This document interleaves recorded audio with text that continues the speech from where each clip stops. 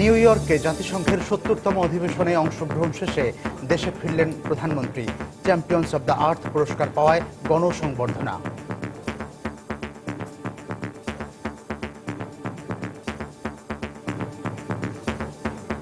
Airport থেকে গণভবন পর্যন্ত রাস্তায় দাঁড়িয়ে স্বাগত জানালেন নেতাকর্মীরা।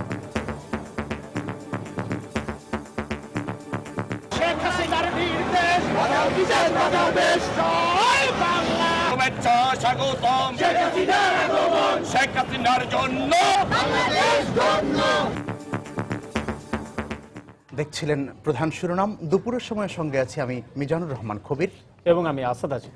এবার অন্যান্য শীর্ষ সংবাদ। মানবতা বিরোধী অপরাধে মৃত্যুদণ্ডপ্রাপ্ত জামায়াত নেতা মুজাহিদের সঙ্গে কারাগারে দেখা করলেন তার 5 আইনজীবী। রিভিউ আবেদনের সিদ্ধান্ত। রংপুরে দুর্বৃত্তদের গুলিতে জাপানি নাগরিক নিহত। প্রাথমিক জিজ্ঞাসাবাদের জন্য 3 জনকে আটক করেছে পুলিশ। জড়িত সন্দেহে আটক হলেও দেশে কার্যত আইএসের অস্তিত্ব নেই মত নিরাপত্তা বিশ্লেষকদের। কাফেলা হত্যার দায় স্বীকার আন্তর্জাতিক ষড়যন্ত্রের অংশ ধারণা বিশেষজ্ঞদের। মেডিকেল ভর্তি পরীক্ষা পুনরায় নেয়ার দাবিতে আন্দোলনরত শিক্ষার্থীদের গণস্বাক্ষর অভিযান, প্রতিবাদী চিত্র প্রদর্শনী। এবং জিএসপি যুক্তরাষ্ট্রের একটি রাজনৈতিক ইস্যু, শর্ত পূরণ নয়, দেশটির অনুগত হলেই দেয়া হয় এই সুবিধা, মন্তব্য অর্থমন্ত্রী।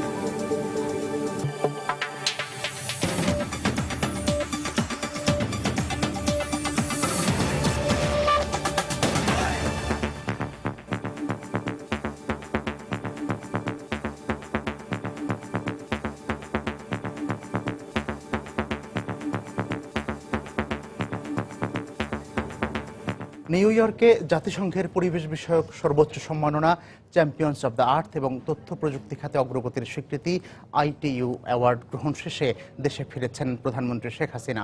দুপুর 1:30টার দিকে তাকে বহনকারী বিমানটি শাহজালাল আন্তর্জাতিক বিমানবন্দরে অবতরণ করে। বিমানবন্দরে অবতরণের পর প্রধানমন্ত্রীকে অভ্যর্থনা জানান মন্ত্রিসভার সদস্য, 3 বাহিনীর প্রধান সহ রাষ্ট্রীয় গুরুত্বপূর্ণ ব্যক্তিরা। এদিকে সম্মানজনক 2টি পুরস্কার পাওয়ায় প্রধানমন্ত্রী শেখ হাসিনাকে গণসংবর্ধনা দিয়েছে আওয়ামী লীগ সহ বিভিন্ন স্তরের জনসাধারণ। বিমানবন্দর থেকে গণভবন পর্যন্ত পুরো রাস্তার দুপাশে সকাল থেকে অবস্থান নিয়ে নেতাকর্মীরা প্রধানমন্ত্রীকে অভিবাদন জানান। তারা জাতীয় এবং দলীয় পতাকা সহ রং বেরঙের ব্যানার, ফেস্টুন হাতে স্লোগান দেন। এ সময় দলীয় নেতাকর্মীদের পাশাপাশি বিভিন্ন পেশাজীবী সংগঠন ও সুশীল সমাজের প্রতিনিধিরা এই সংবর্ধনা অনুষ্ঠানে অংশ নেন। এরপর গণভবনে কবি, সাহিত্যিক, শিল্পী সহ সুশীল সমাজের প্রতিনিধিরা প্রধানমন্ত্রীকে ফুলেল শুভেচ্ছা জানাবেন। গণসংবর্ধনা অনুষ্ঠানে সর্বোচ্চ নিরাপত্তা জোরদার করা হয়েছে বলে জানিয়েছেন আইন শৃঙ্খলা রক্ষাকারী বাহিনীর কর্মকর্তারা।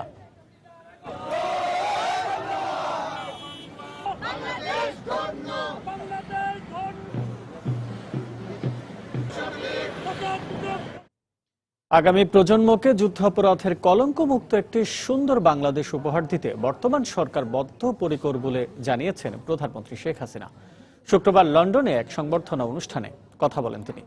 জাতিসংঘের পরিবেশ বিষয়ক সর্বোচ্চ পুরস্কার চ্যাম্পিয়ন্স অব দ্য আর্থ এবং ইন্টারন্যাশনাল টেলিকমিউনিকেশনস ইউনিয়নের দেয়া ITU পুরস্কার পাওয়ায় প্রধানমন্ত্রীকে দেয়া এই সংবর্ধনার আয়োজন করে যুক্তরাজ্য আওয়ামী লীগ। শুক্রবার স্থানীয় সময় বিকেল 4টায় লন্ডনের ক্লারিস হোটেলের বলরুমে আয়োজিত এই অনুষ্ঠানে প্রধানমন্ত্রীকে ফুল দিয়ে অভিনন্দন জানান দলের নেতাকর্মীরা। যুক্তরাজ্য আওয়ামী লীগের সাধারণ সম্পাদক সৈয়দ ফারুকের পরিচালনায় অনুষ্ঠানে স্বাগত বক্তব্য রাখেন সংগঠনের সভাপতি সুলতান শরীফ। এ সময় দর্শক সারিতে উপস্থিত ছিলেন স্পিকার শিরিন শারমিন চৌধুরী, পররাষ্ট্রমন্ত্রী AHM মাহমুদ আলী, লন্ডনে নিযুক্ত বাংলাদেশের রাষ্ট্রদূত আব্দুল হান্নান সহ অনেকে। যেই যুদ্ধাপরাধীদের বিচার আবার শুরু করবো, আমরা শুরু করেছি, বিচারের রায় কার্যকর হচ্ছে। আপনাদের এই রায় কার্যকর করে বাংলাদেশকে যেন আমরা কলঙ্ক মুক্ত করে দিতে পারি, আমাদের আগামী প্রজন্ম একটা সুন্দর ভবিষ্যৎ পাবে। বাংলাদেশ এখন বিশ্বে সম্মান পাচ্ছে। আজকে ITU আমাদেরকে পুরস্কার নিয়ে 2য় আমরা পুরস্কার পেলাম, কাজে এত দ্রুত মানে আর কেউ করতে পারেনি। আমরা একটা ট্রাস্ট ফান্ড করেছি, প্রধানমন্ত্রী শিক্ষা সহায়তা ট্রাস্ট ফান্ড, তার মাধ্যমে আমরা বৃত্তি দিচ্ছি একেবারে ব্যাচেলর ডিগ্রি পর্যন্ত। বাংলাদেশ আল্লাহর রহমতে এখন খাদ্যে শুধু স্বয়ংসম্পূর্ণ না, আমরা এখন খাদ্য রপ্তানিও করছি।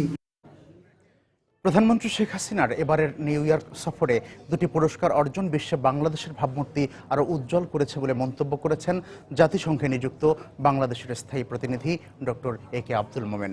সময় টেলিভিশনকে দেয়া সাক্ষাৎকারে তিনি আরও বলেন, এলডিসির চেয়ারম্যান নিযুক্ত হওয়ায় দেশের নেতৃত্বের ইমেজ পুনঃপ্রতিষ্ঠিত হয়েছে। আমরা একই সেশনে দুইটা অ্যাওয়ার্ড পেয়েছি। এই অ্যাওয়ার্ডটা আমাদের অনেক দূর নিয়ে যাবে, ক্লাইমেটের ক্ষেত্রে এবং ডিজিটালের ক্ষেত্রে। এসডিজির ইভেন্টে ছিলেন, সেখানে শুধু তিনি বক্তব্য দেন নাই, তিনি সেখানে সেশন কো-চেয়ার করেন। These are historic events. তারপরে তিনি পিস কিপিং সামিট করেছেন। সেই সামিটে আপনার বাংলাদেশের ভূয়সী প্রশংসা অন্যান্য দেশ করেছে, Japan, India, USA, China. These matters for us. এই সবগুলোর সাথে আমাদের দ্বিপাক্ষিক আলোচনা খুব ফলপ্রসূ হয়েছে। So which means these will also lead to better future for Bangladesh. মানবতা বিরোধী অপরাধে ফাঁসির দণ্ডপ্রাপ্ত জামায়াত নেতা আলী আহসান মোহাম্মদ মুজাহিদ তার আইনজীবীদের রিভিউ আবেদন করার পরামর্শ দিয়েছেন। সকালে কেন্দ্রীয় কারাগারে তার আইনজীবীরা দেখা করতে গেলে তিনি তাদের এই পরামর্শ দেন। সকাল 10:30টার দিকে আইনজীবী শিশির মনির সহ 5 সদস্যের একটি দল কারাগারের ভেতরে প্রবেশ করেন। সেখান থেকে আধা ঘন্টা পর বের হয়ে এসে তিনি সাংবাদিকদের একথা জানান। তার আল বদর বাহিনীর প্রধান থাকার বিষয়টি সহ কয়েকটি বিষয়ে রিভিউ আবেদন করা হবে বলে জানান আইনজীবীরা। এর আগে গত বুধবার আপিলে ফাঁসির পূর্ণাঙ্গ রায় প্রকাশ করে ওই দিনই তার ট্রাইব্যুনালে পাঠিয়ে দেওয়া হয়। পরের দিন ট্রাইব্যুনাল মৃত্যু পরোয়ানা জারি করে কারাগারে পাঠান। উনি শারীরিকভাবে সুস্থ আছেন এবং মানসিকভাবে উনি অনড় এবং অবিচল আছেন। উনি আমাদেরকে আজকে নির্দেশনা দিয়েছেন আমরা যেন রিভিউ আবেদন দায়ের করার প্রস্তুতি গ্রহণ করি। উনি এই জাজমেন্টটি পূর্ণাঙ্গভাবে পর্যালোচনা করবেন এবং তিনি রিভিউ পিটিশন দায়ের করার পূর্ব মুহূর্তে আরেকবার উনি ওনার আইনজীবীদের সঙ্গে দেখা করার ইচ্ছা প্রকাশ করেছেন। যে অভিযোগে ওনাকে মৃত্যুদণ্ড দেওয়া হয়েছে, উনি মনে করেন রাষ্ট্রপক্ষ সুনির্দিষ্ট কোনো অভিযোগ ওনার বিরুদ্ধে আনতে সম্পূর্ণভাবে ব্যর্থ হয়েছে। রংপুরে দুর্বৃত্তদের গুলিতে এক জাপানি নাগরিক নিহত হয়েছেন। এ ঘটনায় প্রাথমিক জিজ্ঞাসাবাদের জন্য 3 জনকে আটক করেছে পুলিশ। স্থানীয়রা জানান, নিহতের নাম ওসিকোনিও।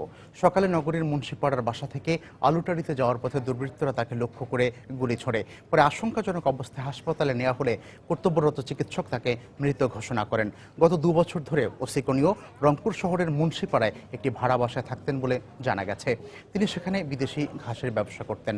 প্রাথমিক জিজ্ঞাসাবাদে মুন্না নামের এক রিকশা চালক, ভাড়া বাসার মালিক এবং যে বাড়ির সামনে হত্যাকাণ্ডটি ঘটেছে সে বাড়ির মালিককে আটক করা হয়েছে।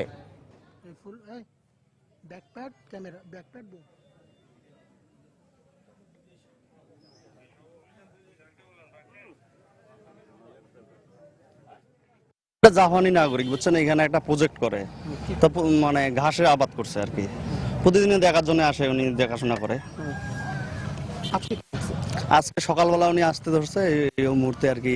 একটা মোটরসাইকেল ওখানে দাঁড়ানো ছিল, 2 জন লোক ওই দিক থেকে আসার পরে স্টেপ করার পর পালা গেছে আর কি। এখান থেকে মারিয়ে দৌড়িয়ে মোটরসাইকেল টানতে টানতে একটা লাইট কেস করে দাঁড় করা ছিল। এই মারিয়ে মোটরসাইকেল থেকে শব্দ পাওয়ার পরেই ওখান থেকে যায় 2 জন মোটরসাইকেল উঠে চলে গেছে। এটা বিদেশি নাগরিক, এটা কি আছে না আছে আমরা এটা ডিটেল মানে তদন্ত ছাড়া আমি কথা বলতে পারবো না। আমি সরি। জড়িত সন্দেহে আটক হলেও বাংলাদেশে কার্যত আন্তর্জাতিক জঙ্গি সংগঠন ইসলামিক স্টেট আইএস এর কোনো অস্তিত্ব নেই। তবে দেশীয় কোনো জঙ্গি সংগঠন আইএস এর সঙ্গে যুক্ত হবার সংবাদে অবাক হওয়ারও কিছু নেই। এমন মত দিয়ে নিরাপত্তা বিশ্লেষকরা বলছেন এটি রোধে এখনই সর্বোচ্চ সতর্কতা নেওয়া উচিত। অন্যদিকে আন্তর্জাতিক বিশ্লেষকদের মতে ইতালিয়ান নাগরিক দাভেলা হত্যার পর আইএস এর হয়ে দায় স্বীকার করে বিবৃতি দেয়া বাংলাদেশের ভাবমূর্তি ক্ষুণ্ণ করার আন্তর্জাতিক কোনো ষড়যন্ত্রের অংশ হতে পারে। খান মোহাম্মদ রমিলের রিপোর্ট। 2014 সালের সেপ্টেম্বরে সামিউন ইবনে হামদান নামে বাংলাদেশি বংশোদ্ভূত এক ব্রিটিশ নাগরিককে গ্রেফতারের পর দেশে প্রথমবারের মতো আইএস এর অস্তিত্ব নিয়ে প্রশ্ন ওঠে। গোয়েন্দা পুলিশ তখন দাবি করেছিল আইএস এর জন্য কর্মী সংগ্রহের উদ্দেশ্যে সামিউন বাংলাদেশে এসেছিল। এরপর থেকে চলতি বছরের জানুয়ারি পর্যন্ত বিভিন্ন সময় আইএস সন্দেহে কমপক্ষে 15 জনকে গ্রেফতার করে আইন শৃঙ্খলা বাহিনী। বিশ্লেষকদের মতে আইএস এর সাফল্যে উজ্জীবিত হয়ে দেশীয় উগ্রবাদী সংগঠনগুলো তাদের সঙ্গে যুক্ত হতে উৎসাহ দেখাতে পারে, কিন্তু আইএস এর কাছ থেকে তারা সাড়া পেয়েছে এমন কোনো প্রমাণ পাওয়া যায়নি।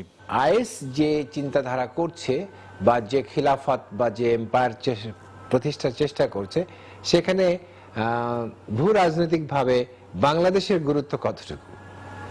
তো স্বভাবতই এরা হচ্ছে যত তাদের কাছে যাইতে চাচ্ছে, তো তাদের কাছে তারা এখনো গুরুত্বপূর্ণ হয়ে ওঠেনি। আর আন্তর্জাতিক বিশ্লেষকদের মতে ইতালিয়ান নাগরিক তাভেলা সিজার হত্যার পর আইএসের হয়ে সাইট ইন্টেলিজেন্স গ্রুপ নামে একটি ওয়েবসাইটের দায় স্বীকার হতে পারে বাংলাদেশের ভাবমূর্তি নষ্ট করার বিদেশি ষড়যন্ত্রের কোনো অংশ।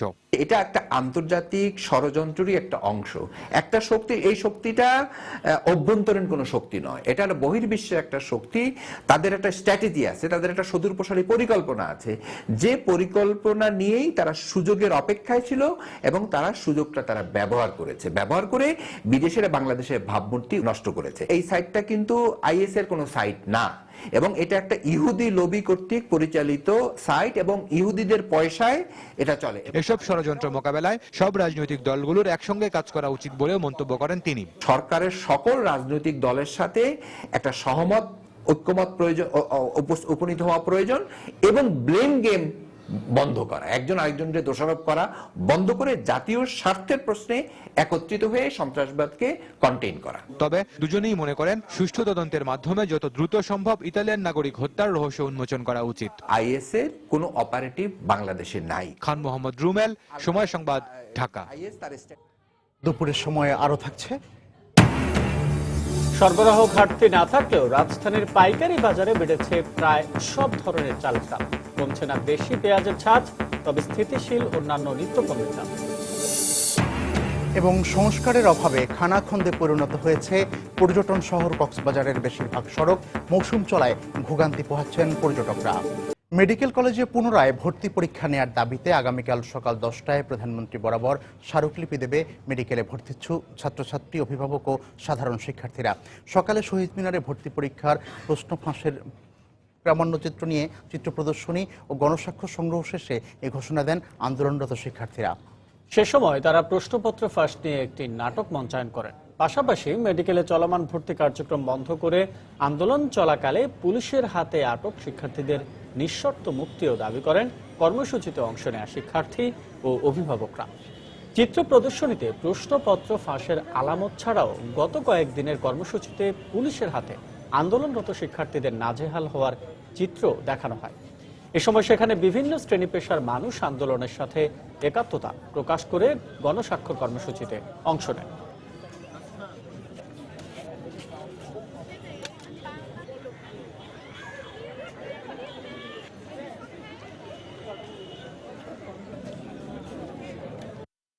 এখানে বিভিন্ন এভিডেন্স আছে যে আমরা যেগুলা পরীক্ষার পর দিন থেকে পাওয়া শুরু করেছি, ইভেন পরীক্ষার আগের 2 দিন আগে থেকে এই এভিডেন্সগুলো ছিল। ভায়োলেন্স জাতীয় কিছু করিনি, আমরা শান্তিপূর্ণভাবে আগাচ্ছিলাম, কিন্তু আমাদের উপর যে নির্যাতনটা করা হয়েছে ওগুলো আমরা তুলে ধরেছি সবার সামনে। প্রত্যেকটা স্টুডেন্ট আগুন মশার হাতে দাঁড়াবে, তাদের হৃদয়ের যে কষ্ট, সেই কষ্টে জ্বলে যাবে এই দুর্নীতি।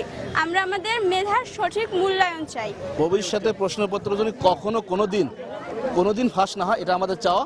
আর এবার পুনরায় পরীক্ষা নেওয়া হোক বাচ্চাদের। যাদের মেধার যোগ্যতা নেই, যোগ্যতাটার টাকার, এই ধরনের মানুষেরা মেডিকেলে ভর্তি হয়ে চিকিৎসা ব্যবস্থা এবং শিক্ষা ব্যবস্থাকে কলুষিত করুক আর কি, সেটা নৈতিক অবস্থান থেকে আমরা কোনোভাবেই চাই না। আগামীকাল 10টায় এখানে অভিভাবক শিক্ষার্থী সবাই একত্রিত হব। সারা বাংলার মানুষ সবাই একত্রিতভাবেই প্রধানমন্ত্রী কার্যালয়ে যাব। আমাদের দাবি একটাই, আমরা একটা ফেয়ারলি পরীক্ষা চাই। প্রধানমন্ত্রী দেশে ফিরছেন, আমরা জানি, আমরা আশাবাদী, আমরা বিশ্বাস করি যে উনি আমাদেরকে নিরাশ করবেন না। গাইবান্ধার সুন্দরগঞ্জে সরকার দলীয় স্থানীয় সংসদ সদস্য মঞ্জুরুল ইসলাম লিটনের লাইসেন্স করা পিস্তল ও শটগান ফেরত নেয়ার প্রক্রিয়া শুরু করেছে প্রশাসন। এদিকে গতকাল শিশু সৌরভকে গুলি করার ঘটনায় আটক 2 জনকে জিজ্ঞাসাবাদের পর ছেড়ে দেওয়া হয়েছে। তবে এই ঘটনায় এখন পর্যন্ত কোনো মামলা হয়নি। পুলিশ বলছে পরিবারের পক্ষ থেকে অভিযোগ পেলেই লিটনের বিরুদ্ধে আইনগত ব্যবস্থা নেওয়া হবে। এদিকে এমপি লিটনের সদস্যপদ বাতিল করে তার বিচারের দাবি জানিয়েছেন সুশীল সমাজের প্রতিনিধিরা। গতকাল ব্র্যাকমোর এলাকায় সৌরভ নামে 4র্থ শ্রেণীর এক ছাত্র রাস্তায় হাঁটাহাঁটি করার সময় মঞ্জুরুল ইসলাম লিটন গাড়ি থামিয়ে ছেলেটিকে ডাকে, কিন্তু তার ডাকে সাড়া না দেয় লিটন ক্ষুব্ধ হয়ে তার পায়ে গুলি করে। পরে গুরুতর আহত অবস্থায় সৌরভকে রংপুর মেডিকেল কলেজ হাসপাতালে ভর্তি করা হয়।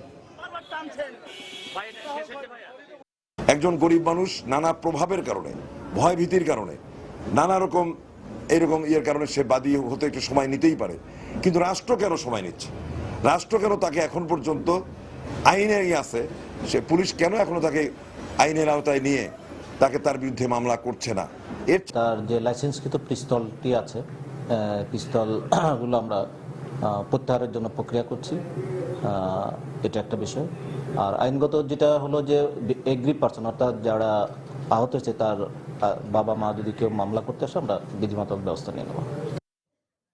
গাইবান্ধায় শিশু গুলিবিদ্ধের ঘটনায় অভিযুক্ত সরকার দলীয় স্থানীয় সংসদ সদস্যকে গ্রেপ্তারের দাবি জানিয়েছে বিএনপি। দুপুরে রাজধানীর নয়াপল্টনে কেন্দ্রীয় কার্যালয়ে অনুষ্ঠিত সংবাদ সম্মেলনে দলের আন্তর্জাতিক বিষয়ক সম্পাদক ও মুখপাত্র আসাদুজ্জামান রিপন এই দাবি জানান। সুশাসনের ঘাটতি থাকায় দেশে বিদেশি নাগরিক হত্যা সহ বিভিন্ন অপরাধ বেড়ে গেছে বলেও মন্তব্য করেন তিনি। বিনা ভোটের এমপিদের দ্বারা গঠিত এই সরকার নিজেদেরও জবাবদিহি করতে অনাগ্রহী, তাই তাদের পক্ষে দেশে কোনোভাবে আইনের শাসন প্রতিষ্ঠা করা সম্ভব নয়। তাই এই সরকারের ক্ষমতায় থাকার কোনো নৈতিক ভিত্তি আছে বলে আমাদের দল আর মনে করছে না। সুন্দরগঞ্জের এমপি মঞ্জুর ইসলাম লিটনকে অনতিবিলম্বে গ্রেপ্তারের দাবি জানাচ্ছে আমাদের দল। এই ঘটনার পরপর এমপি সাহেবের মোবাইল ফোন বন্ধ, তার স্ত্রীর মোবাইল ফোন বন্ধ। বুঝতে কষ্ট হওয়ার কোনো কারণ নেই, এটা দিবালোকের মতো স্পষ্ট যে শাসক দলের এমপি এই ধরনের ঘটনা ঘটিয়েছেন। বাংলাদেশ যুক্তরাষ্ট্রের অনুগত নয় বলেই জিএসপি সুবিধা পায় না, এমন মন্তব্য করেছেন অর্থমন্ত্রী আবুল মাল আব্দুল মুহিত। নিউ ইয়র্কে সময় টেলিভিশনকে দেয়া এক সাক্ষাৎকারে তিনি কথা বলেন। এ সময় তিনি বাংলাদেশের রপ্তানি পণ্যের বিষয়ে যুক্তরাষ্ট্রের নীতির কঠোর সমালোচনা করে বলেন, জিএসপি সুবিধা যুক্তরাষ্ট্রের একটি রাজনৈতিক ইস্যু। বিশ্বের অনেক দেশ জিএসপি শর্ত পূরণে ব্যর্থ হলেও সব দেশই এই সুবিধা পায়, কিন্তু বাংলাদেশ সব শর্ত পূরণ করেও এই সুবিধা পাচ্ছে না। পৃথিবীতে দুইটা কান্ট্রি জিএসপি পায় না, Russia and Bangladesh. No justification for this. Geopolitical conditions and all that, all bogus. All bogus. এই জন্য বলছি there are many countries যেগুলো অনেক ধরনের conditions কিছুই fulfill করে না। We don't throw their line. We are not a subservient country. With IMF, I will have also serious discussion. That's because IMF program is ending in December. So we would want another program to begin next year, next fiscal year. I think World Bank নির্ভরশীলতা আমাদের কমে যাবে in another 20 years. সরবরাহে কোনো ঘাটতি না থাকলেও রাজধানীর পাইকারি বাজারে প্রায় সব ধরনের চালের দাম সামান্য বেড়েছে। একই রকম দর বেড়েছে আলুরও। এদিকে ভারতীয় সহ বিদেশি পেঁয়াজের দাম কিছুটা কমলেও দেশি পেঁয়াজের দাম কমছে না। তবে রসুন ছাড়া মোটামুটি স্থিতিশীল আছে অন্য মশলার বাজার। একই চিত্র আটা, ময়দা, চিনি সহ অন্য নিত্য প্রয়োজনীয় পণ্যের। রাজধানীর মোহাম্মদপুর পাইকারি বাজার ঘুরে এসে বিস্তারিত জানাচ্ছেন সাজিদ রাজু। হাকডাকের কমতি নেই কৃষি মার্কেটের পেঁয়াজ আলুর বাজারে, যথারীতি চলছে বেচা বিক্রি। তবে মাস কয়েক আগেই চড়ে যাওয়া দাম আর কমছে না। ভারতীয়, পাকিস্তানি ও বার্মা থেকে আসা পেঁয়াজের দাম আগের তুলনায় কিছুটা কমলেও ক্রেতা সন্তোষের মধ্যে নেই। অন্যদিকে একটু বেশি ঝাঁঝ দেশি পেঁয়াজের। ঈদের আগে বাজার ছিল 65 থেকে 67, এখন 70 থেকে 72 দেশি পেঁয়াজ।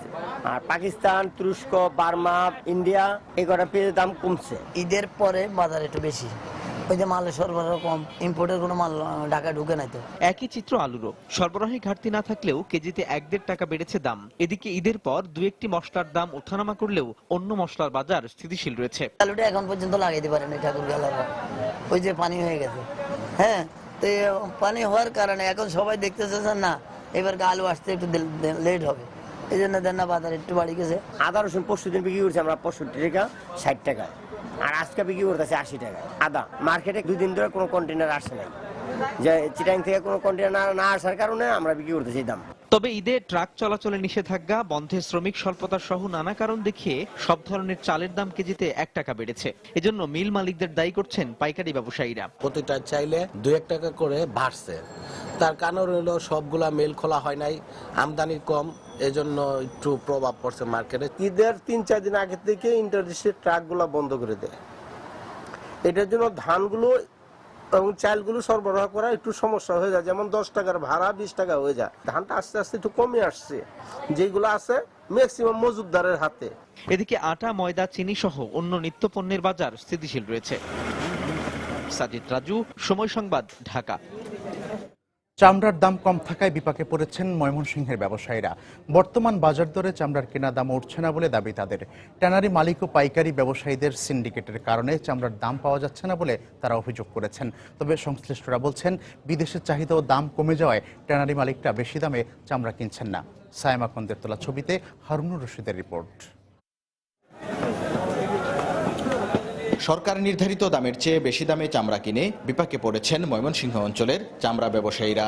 বাজারে চামড়া এনে কাঙ্ক্ষিত দাম না পেয়ে হতাশ বিক্রেতারা। ধার দেনা করে চামড়া কিনে এখন চোখে অন্ধকার দেখছেন তারা। 2,500 থেকে 3,000 টাকায় কেনা চামড়ার দাম হচ্ছে 1,500 থেকে 2,000 টাকা। ট্যানারি মালিক ও বড় বড় ব্যবসায়ীরা সিন্ডিকেট করে চামড়ার দাম কমিয়ে দিয়েছে বলে অভিযোগ বিক্রেতাদের। সুজি বাজার টিয়া এনে ব্যবসা করছি, হ্যাঁ অন্তকালে টিয়া আমি দিতাম, আমরা বাড়ির 7-8 লাখ টাকার মাল কিনছি, 3 লাখ 3.5 লাখ টাকা দাম হয় বাজারও। ট্যানারিরা যায় তো বাজারও গোলান বারে কিনে না মাল, যে আমরা কাঁচা মাল কিনছি 2200, 2300, 2400 টাকা করে, তারা দুইয়ের নিচে দাম চাও, লবণযুক্ত মাল। এটা সিন্ডিকেটের কারণে খুচরা বাজারে যা মাল কিনছে তারা সবাই তো এটা ভুগদুভুগি হইতাছে। তবে ট্যানারি সংশ্লিষ্টরা বলছেন, না বুঝে চামড়া কিনে মৌসুমী ব্যবসায়ীরা চামড়ার দাম বাড়িয়ে দিয়েছে। তাদের দাবি, বিদেশেও দাম কমে গেছে। বহির্বিশ্বে বাজার খারাপ জানে, বাংলাদেশে বাজার কমে গেছে গা। আর এটা সরকার যে রেট দিছে, এর জনগণের রেটে কিনতে পারে নাই। গ্রামের রেট দিছে 40 থেকে 45 টাকা, তো এখন আমরা 40 থেকে 45 টাকা মাল ওরা বিক্রি করতে পারতেছে না, আমরাও কিনতেছি না। এদিকে বাজার ইজারাদাররা জানান, ট্যানারি মালিকরা চামড়া না কেনায় চামড়া ব্যবসায়ীদের সাথে ক্ষতির মুখে পড়েছেন তারাও। বিভিন্ন অঞ্চলের মানুষ চামড়া নিয়ে আসছে, তারা দিনের পর দিন থাকতেছে, খাইতেছে, তারা কোনো চামড়া বেচতে পারতেছে না, তারাও ক্ষতিগ্রস্ত হইতেছে, আমরাও ক্ষতিগ্রস্ত হইতেছি। চামড়া বেচলে আমরা ইজারা পাই, আমাদের টাকা আমরা উঠাইতে পারবো না। বৃহত্তর ময়মনসিংহ ছাড়াও সিলেট ও সুনামগঞ্জ থেকে চামড়া আসে শম্ভুগঞ্জের এই পাইকারি বাজারে। প্রতি কুরবানির ঈদ মৌসুমে 30 থেকে 40 কোটি টাকার চামড়া বেচা কেনা হয় এখানে। হারুনুর রশিদ, সময় সংবাদ, ময়মনসিংহ। সংস্কারের অভাবে খানাখন্দে পরিণত হয়েছে কক্সবাজার শহরের পর্যটন এলাকার বেশিরভাগ সড়ক।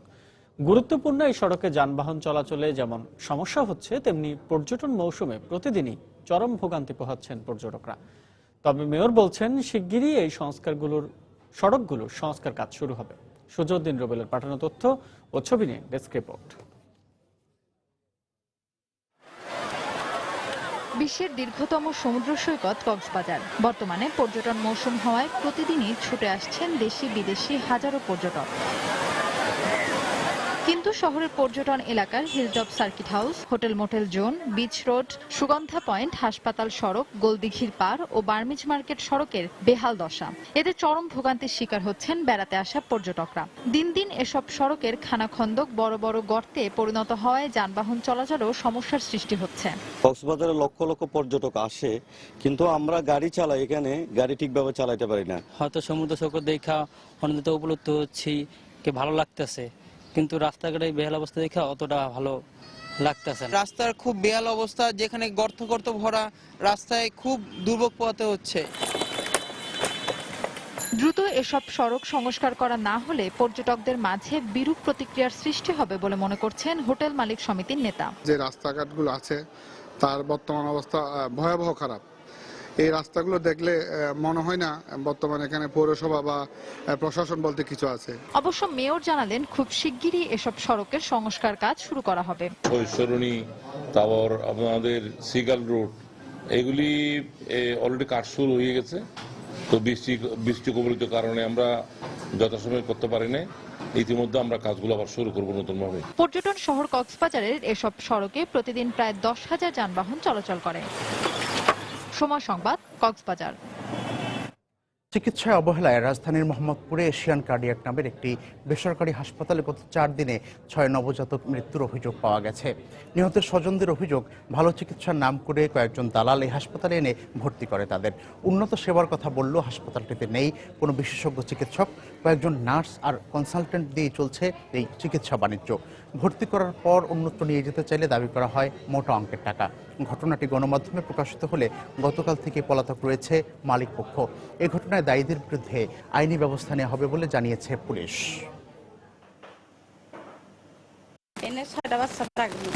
কালকে মারা গেছে 3জন। আমগো 2,000 টাকা করে 2,500 টাকা করে ওষুধ আনাই, অক্সিজেন লেগাতে আমরা নিচে থেকে ওষুধ আনি।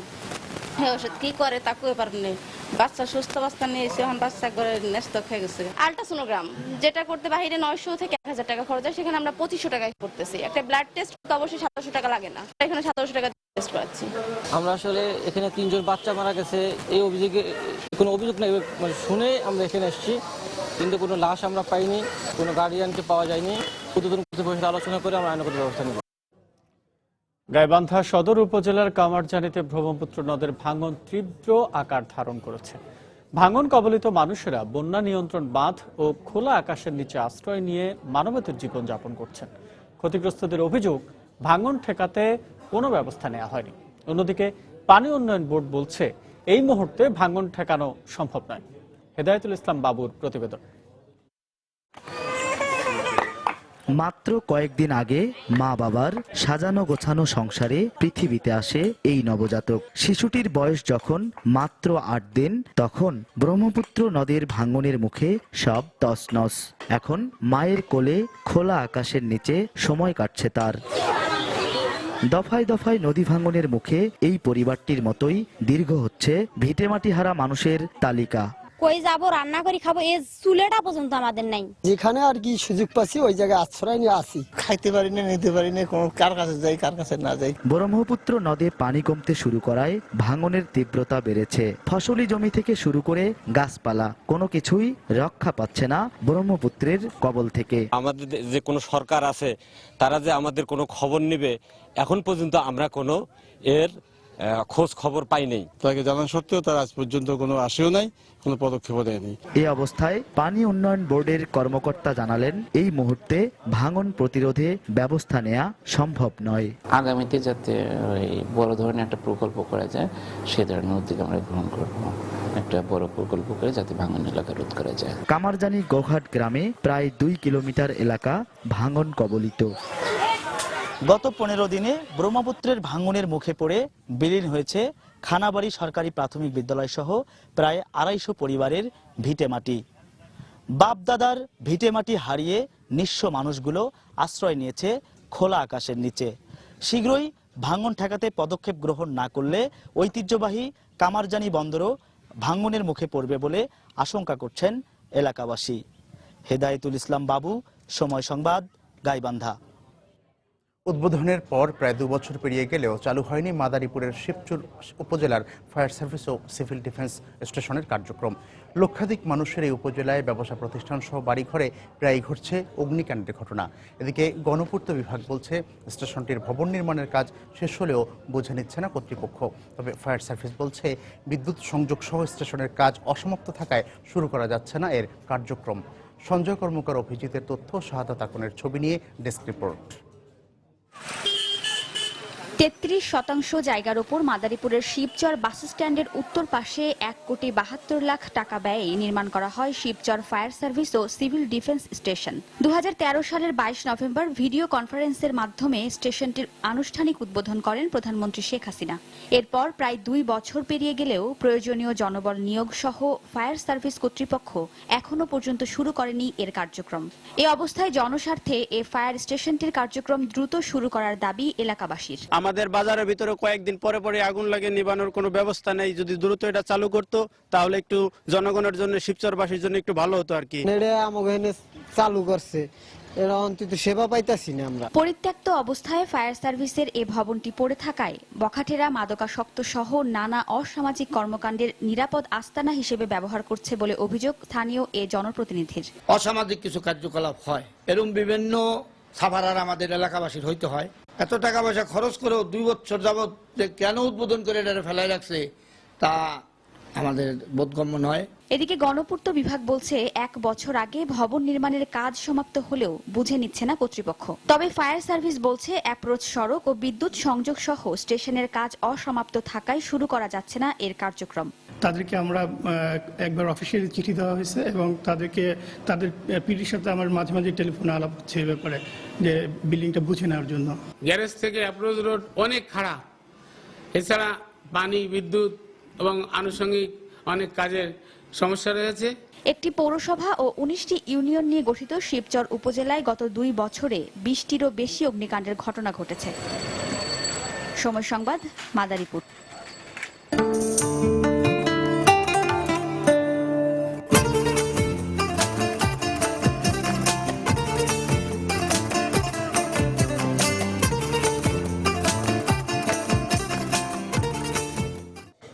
ফেনীর মাধ্যমিক পর্যায়ে শিক্ষা প্রতিষ্ঠানগুলোতে পাঠ্যপুস্তকের বিষয় হিসেবে প্রজনন এবং যৌন স্বাস্থ্য বিষয়টি পড়াতে শিক্ষকদের বিব্রত বোধের কারণে সঠিক তথ্য পাচ্ছেন না শিক্ষার্থীরা। তবে এই বিষয়টি সম্পর্কে জানার প্রয়োজনীয়তা রয়েছে বলে মনে করেন শিক্ষার্থীরা, কিন্তু বিষয়টি নিয়ে সচেতন নয় স্কুল কর্তৃপক্ষ। জুলহাস তালুকদারের ক্যামেরায় বক্তিয়ার বন্যার রিপোর্ট। কিশোর কিশোরীদের সচেতন করার উদ্দেশ্যে 2013 শিক্ষাবর্ষ থেকে মাধ্যমিক পর্যায়ে শিক্ষা ব্যবস্থা সিলেবাসে বাধ্যতামূলকভাবে যুক্ত করা হয় শারীরিক শিক্ষা বিষয়টি। 6ষ্ঠ থেকে 10ম শ্রেণী পর্যন্ত নতুন একটি অধ্যায় বয়সন্ধিকালের ব্যক্তিগত নিরাপত্তা, যৌন স্বাস্থ্য, নির্যাতন, নিপীড়ন ও প্রজনন সহ শারীরিক পরিবর্তনের বিভিন্ন বিষয় করণীয় এবং মোকাবেলার কলাকৌশল সম্পর্কে এসব পাঠ্য বইতে ধারণা দেওয়া হয়েছে। জেলায় মাধ্যমিক পর্যায়ে 240টি শিক্ষা প্রতিষ্ঠানের মধ্যে স্বতন্ত্র 25টি ছাড়া বাকি সবগুলোই সহশিক্ষার প্রতিষ্ঠান। আর এসব সহশিক্ষার প্রতিষ্ঠানে পাঠ্যপুস্তকের এই বিষয়গুলো পড়তে ও পড়াতে বেশি বিব্রতকর পরিস্থিতির মুখোমুখি হতে হচ্ছে সবাইকে। আমাদের উচিত এটাকে সংকোচ বোধ না করে ক্লিয়ারলি এটা জানা। এই চ্যাপ্টারটা দেওয়ার ফলে আমরা অনেক ধরনের প্রাথমিক জ্ঞান লাভ করতে পারছি, ফলে নানা ধরনের সমস্যার সম্মুখীন হয়, তা থেকে আমরা লাভবান হচ্ছি। এই অধ্যায়টাতে কিছু শব্দ আছে যে শব্দগুলি সাধারণত ওদের এই বয়সের সাথে যায় না। কিছু বিষয় শব্দ নিয়ে যখন তারা প্রশ্ন করে তখন আমরা বিব্রত বোধ করি। এইভাবে আমাদেরকে প্রশ্নগুলো জিজ্ঞাসা করতে পারে না, যার কারণে ওরা অনেক সময় অনেক কিছু জানে না বা আমরাও এটা বুঝাতে পারি না। যৌন সম্পর্কিত যে বিষয়গুলো আমরা আগে অভিভাবকরা বাচ্চাদেরকে বাসায় শেখাতাম, সেটা এখন তাদের পাঠ্য বইয়ে ইনক্লুডিং হয়েছে। এটা আমাদের জন্য অত্যন্ত সুবিধাজনক হয়েছে। ফেনী জেলা শিক্ষা কর্মকর্তা জানালেন, বিব্রত বোধের কারণে পাঠদানের সমস্যার কথা তিনি অবগত না। প্রজনন এবং যৌন স্বাস্থ্য বিষয়ে যে পাঠদান হচ্ছে শ্রেণীতে এবং এটা নিয়ে যে একটা সমস্যা হচ্ছে, এই বিষয়ে কোনো ইনফরমেশন বা কোনো তথ্য আমাকে কেউ অবহিত করেনি। সংশ্লিষ্টরা মনে করেন, ফেনী জেলার মাধ্যমিকে 2 লাখেরও বেশি শিক্ষার্থীকে স্পর্শকাতর এই বিষয়টির কৌশলী পাঠদানের জন্য শিক্ষকদের সংক্ষিপ্ত প্রশিক্ষণের প্রয়োজন। বক্তিয়ার মুন্না, সময় সংবাদ, ফেনী।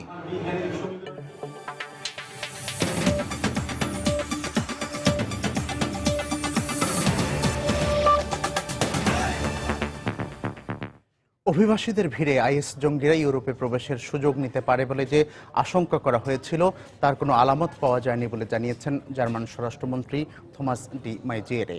তবে এ বিষয়ে নিরাপত্তা ও গোয়েন্দা সংস্থাগুলো সতর্ক অবস্থানে রয়েছে বলে তিনি জানান। ইউএনএইচসিআর এর তথ্য মতে চলতি বছর ইউরোপে আসা 5.25 লাখ অভিবাসীর মধ্যে 4 লাখ এসেছে ইজিয়ান সমুদ্রপথে গ্রিসে প্রবেশের মাধ্যমে।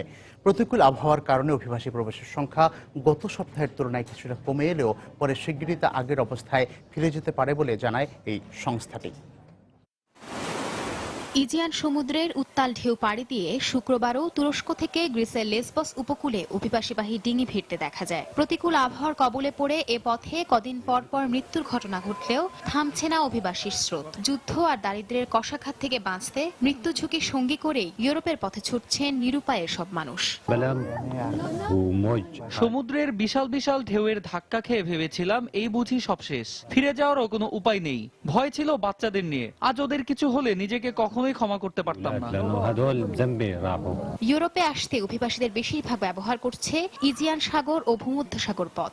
আন্তর্জাতিক অভিবাসী বিষয়ক সংস্থা ইউএনএইচসিআর জানায়, চলতি বছর ইউরোপে আসা 5.25 লাখ অভিবাসীর মধ্যে 4 লাখে এসেছে এই দুটি রুট হয়ে। সমুদ্রের বৈরী আচরণের কারণে গত সপ্তাহের তুলনায় অভিবাসী প্রবেশের সংখ্যা কিছুটা কমে এলেও সামনে তা আগের রূপে ফিরে যেতে পারে বলে জানান সংস্থাটির মুখপাত্র। 25 সেপ্টেম্বর 6,500 অভিবাসী ইউরোপে প্রবেশ করেছিল। পরদিন তা কমে 2,200 নেমে আসে। গতকাল এই সংখ্যা ছিল মাত্র 1,500। তবে আবহাওয়া অনুকূলে এলে অভিবাসী সংখ্যা আগের চাইতেও বেড়ে যেতে পারে। অভিবাসীদের ভিড়ে আইএস জঙ্গিরা ইউরোপে প্রবেশ করতে পারে, বিভিন্ন মহলে এমন সন্দেহের উদ্রেক হলেও জার্মানি জানায় তারা এই ধরনের কোনো আলামত পায়নি। তবে এই বিষয়ে গোয়েন্দা সংস্থা সতর্ক অবস্থানে রয়েছে বলে জানান দেশটির স্বরাষ্ট্রমন্ত্রী। জার্মানিতে অভিবাসী বেশে আইএস জঙ্গিরা প্রবেশ করতে পারে বা এদেশে সন্ত্রাসী হামলা হতে পারে বলে যে আশঙ্কা করা হচ্ছিল, তার পক্ষে আমরা নির্ভরযোগ্য কোনো তথ্য প্রমাণ পাইনি। তবে শরণার্থী শিবিরগুলোয় প্রতিটি মানুষকে তদন্তের আওতায় আনা হয়েছে। যুক্তরাষ্ট্র আগামী বছরের মধ্যে 10,000 এবং 2017 সালের মধ্যে 1 লাখ সিরীয় শরণার্থীকে আশ্রয় দেওয়ার প্রতিশ্রুতি দিলেও পুরো প্রক্রিয়ায় দীর্ঘসূত্রিতার কারণে এর বাস্তবায়ন অনিশ্চয়তার মুখে পড়েছে। যুক্তরাষ্ট্রে আশ্রয়ের জন্য কেউ আবেদন করলে তাদের দেশে আনার প্রক্রিয়া সারতে 1.5 থেকে 2 বছর লেগে যায়। এজন্য দুর্ভোগ পোহাতে হয় ঠিকই, তবে দেশের নিরাপত্তার জন্য এই সময়টুকু না নিয়েও উপায় নেই। সম্প্রতি ইউরোপীয় কমিশন অভিবাসীদের চাপ সামাল দিতে বাধ্যতামূলক কোটার আওতায় 1,60,000 অভিবাসীকে ইউভুক্ত রাষ্ট্রগুলোর মধ্যে ছড়িয়ে দেওয়ার প্রস্তাব দিলে তাতে সম্মতি জানায় বেশিরভাগ দেশ। তবে অভিবাসীদের সংখ্যা মাত্রা ছাড়িয়ে যাওয়ায় ইউরোপের নিরাপত্তা নিয়ে প্রশ্ন তোলে জোট রাষ্ট্রগুলো। সঞ্জনা চৌধুরী, সময় সংবাদ। কাশ্মীর সমস্যার সমাধানের উপরই মূলত ভারত ও পাকিস্তানের মধ্যকার শান্তি প্রতিষ্ঠা নির্ভর করে বলে মন্তব্য করেছেন পাকিস্তানের সেনাপ্রধান জেনারেল রাহিল শরীফ। সেই সঙ্গে কাশ্মীর নিয়ে দুই দেশের মধ্যকার বহুদিনের এই বিরোধের শান্তিপূর্ণ সমাধানে আন্তর্জাতিক সম্প্রদায়কে এগিয়ে আসারও আহ্বান জানান তিনি। শুক্রবার লন্ডনের রয়্যাল ইউনাইটেড ইনস্টিটিউটে প্রতিরক্ষা ও নিরাপত্তা বিষয়ক এক সেমিনারে বক্তৃতা দেওয়ার সময় এসব কথা বলেন তিনি। রাহিল শরীফ বলেন, পাক ভারত নিয়ন্ত্রণ রেখায় ভারতের অব্যাহত যুদ্ধবিরতি লঙ্ঘন এবং পাকিস্তান বিরোধী নীতি ওই অঞ্চলের শান্তি প্রতিষ্ঠাকে বাধাগ্রস্ত করছে। এছাড়াও আফগানিস্তানে স্থায়ী শান্তি প্রতিষ্ঠায় নেওয়া সমস্ত উদ্যোগ ও প্রচেষ্টাকে পাকিস্তান সমর্থন দিয়ে যাবে বলেও মন্তব্য করেন তিনি। সিরিয়ায় চালানো অভিযান যুক্তরাষ্ট্র ও রাশিয়ার মধ্যকার ছায়াযুদ্ধ নয় বলে মন্তব্য করেছেন মার্কিন প্রেসিডেন্ট বারাক ওবামা। সিরিয়ায় রাশিয়ার বিমান হামলা আইএসকে শক্তিশালী করে তুলছে বলেও তিনি মন্তব্য করেন। শুক্রবার হোয়াইট হাউসে এক সংবাদ সম্মেলনে একথা বলেন ওবামা। জঙ্গিদের বিরুদ্ধে লড়াইরত আসাদ বিরোধী বাহিনীর উপর রুশ বিমান হামলা চালাচ্ছে বলে মন্তব্য করেন মার্কিন প্রেসিডেন্ট। অবশ্য একই সঙ্গে রাশিয়ার সফলতাও কামনা করে ওবামা বলেন, বিশ্বব্যাপী সন্ত্রাসবাদ দমনে মার্কিনীদের উপর দায় কিছুটা হলেও কমেছে।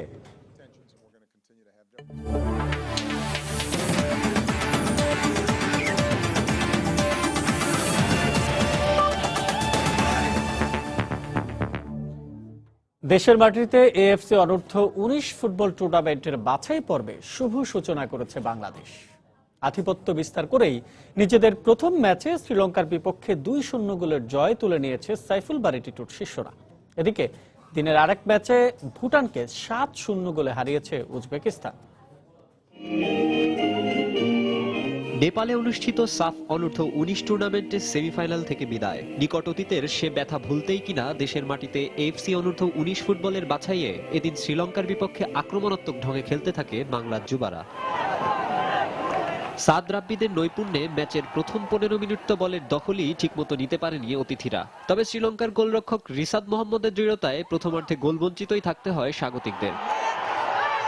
কিন্তু দ্বিতীয়ার্ধে আরো কৌশলী ফুটবল খেলতে থাকে বাংলার যুবারা। ম্যাচের 67 মিনিটে ইব্রাহিমের ফ্রিকিক থেকে পাওয়া বল রোহিত সরকার জালে জড়াতে ব্যর্থ হলেও ভুল করেননি বাংলাদেশের ফরওয়ার্ড মান্নাফ রাব্বি। 1-0 এগিয়ে যায় লাল সবুজরা।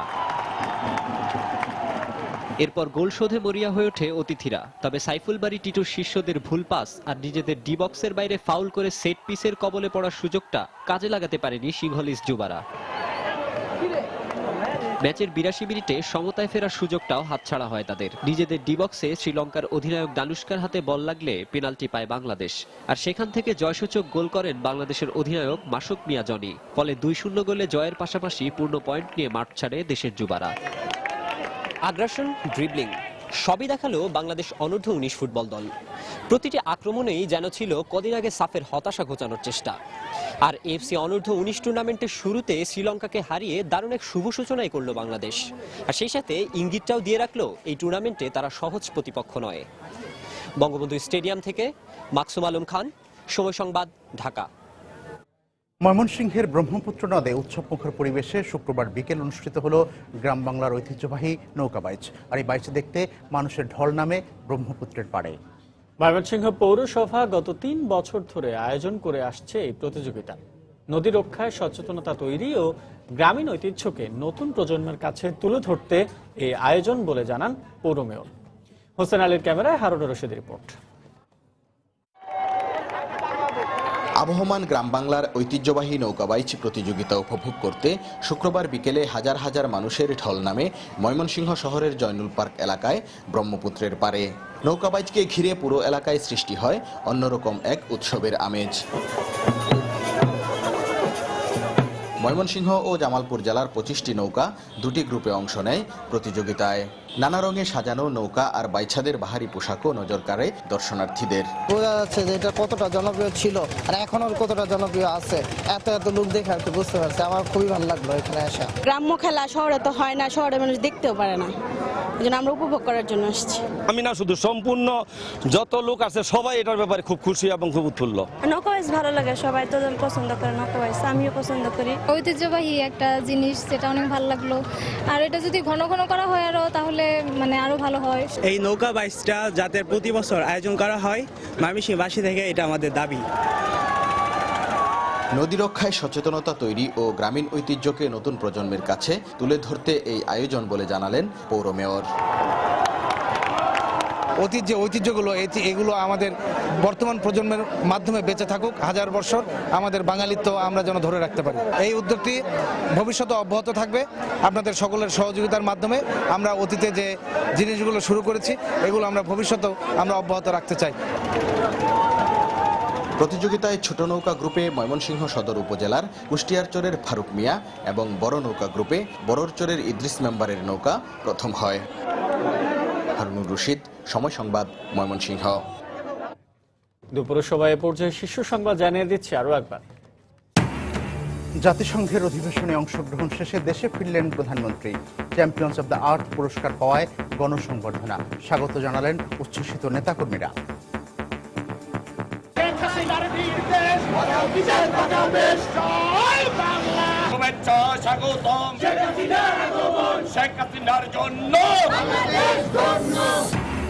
মানবতা বিরোধী অপরাধে মৃত্যুদণ্ডপ্রাপ্ত জামায়াত নেতা মুজাহিদের সঙ্গে কারাগারে দেখা করলেন তার 5 আইনজীবী। রিভিউ আবেদনের সিদ্ধান্ত। রংপুরে দুর্বৃত্তদের গুলিতে জাপানি নাগরিক নিহত। প্রাথমিক জিজ্ঞাসাবাদের জন্য 3 জনকে আটক করেছে পুলিশ। জড়িত সন্দেহে আটক হলেও দেশে কার্যত আইএসের অস্তিত্ব নেই মত নিরাপত্তা বিশ্লেষকদের। কাফেলা হত্যার দায় স্বীকার আন্তর্জাতিক ষড়যন্ত্রের অংশ ধারণা বিশেষজ্ঞদের। এবং জিএসপি যুক্তরাষ্ট্রের একটি রাজনৈতিক ইস্যু, শর্ত পূরণ নয়, দেশটির অনুগত হলেই দেয়া হয় এই সুবিধা, মন্তব্য অর্থমন্ত্রীর। এ ছিল আমাদের দুপুরের সময়। যে কোনো খবর পেতে ভিজিট করুন সময়নিউজ.tv। সঙ্গে থাকুন সময়।